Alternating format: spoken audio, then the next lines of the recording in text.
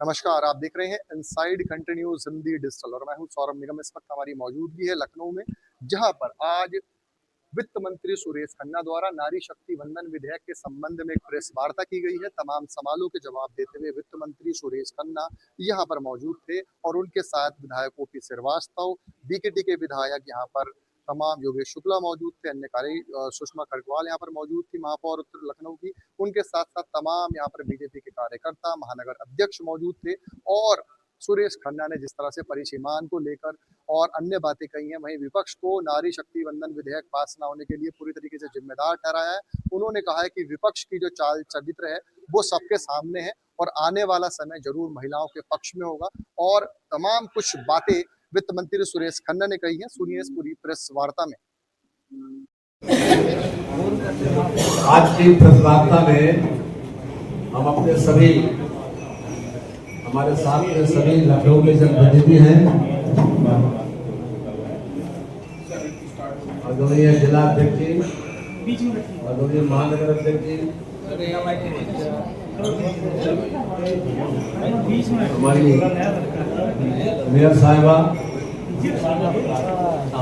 विधान परिषद के सदस्य श्री उमेश द्विवेदी जी, श्री मुकेश शर्मा जी, श्री योगेश जी, श्री निर्मल जी, श्री अमरेश कुमार जी, श्रीमती कांग्रेस जी, श्री रामचंद्र प्रधान जी, श्री योगेश शुक्ला जी, श्री नीरज गोड़ा जी,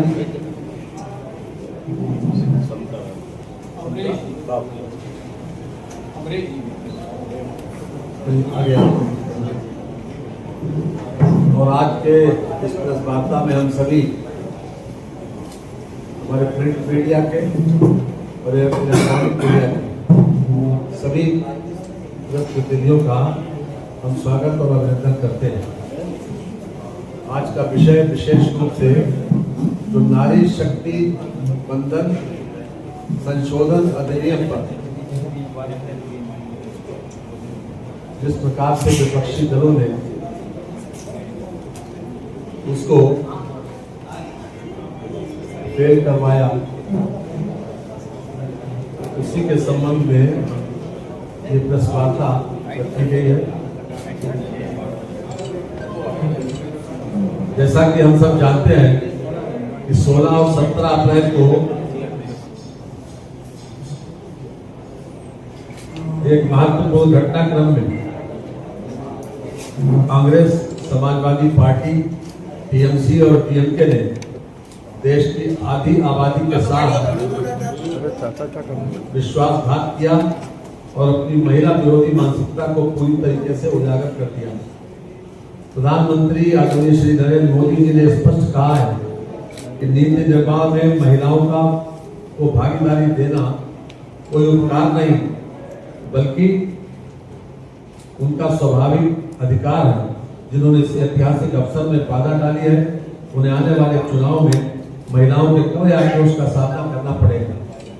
मैं आप सब लोगों के साथ हमारे वाराणसी से भी हमारे सभी सम्माननीय प्रतिनिधि जुड़े हुए हैं, उनका भी हम स्वागत और अभिनंदन करते हैं। केंद्रीय गृह मंत्री माननीय श्री अमित शाह जी ने भी विपक्ष के झूठ को बेनकाब करते हुए स्पष्ट किया कि परिसीमन से किसी भी राज्य को नुकसान नहीं होगा बल्कि दक्षिण भारत का अनुपातिक प्रतिनिधित्व सुरक्षित रहेगा और बढ़ेगा। उन्होंने हर राज्य में 50% सीटें बढ़ाने की भी बात कही। इसकी पृष्ठभूमि आपको जानकारी होगी भी और मैं बताए भी दे रहा हूँ कि बार बार ये कहा गया कि दक्षिण भारत के लोगों ने जिन्होंने अपने वहाँ आबादी के कंट्रोल में विशेष रूप से सहयोग भी किया तो उन लोगों को नुकसान होगा, लेकिन इस बात को क्लियर कर दिया गया था कि हम 50% तक सीटें बढ़ाएंगे। समाजवादी पार्टी जैसे विपक्षी दल कोटा के भीतर धर्म आधारित आरक्षण की असंवैधानिक मांग उठाकर प्रक्रिया को टालने की कोशिश कर रहे हैं, जो तुष्टीकरण और ध्यान भटकाने का एक तकनीकी बहाना मात्र है। बहुत से मौकों पर ये बात आई संविधान में इस बात की स्पष्ट बना दी है कि हम धार्मिक आधार पर किसी प्रकार का कोई आरक्षण नहीं करेंगे। और बार बार समाजवादी पार्टी इसी का मुद्दा बनाती है। ये कहते तो संविधान के अनुकूल चलने वाली बात है और करते उसका विरोध है। भारतीय जनता पार्टी महिला सशक्तिकरण और लोकतंत्र को मजबूत करने के लिए प्रतिबद्ध है और महिला को उनका अधिकार दिलाने हेतु इन महिला विरोधी ताकतों के खिलाफ जनता से लड़ाई लड़ेगी। 2 दिनों में केवल एक विधेयक ही सदन में नहीं गिरा, बल्कि कांग्रेस, समाजवादी पार्टी, टीएमसी और टीएमके देश की आधी आबादी की नजरों में हमेशा के लिए गिर गए।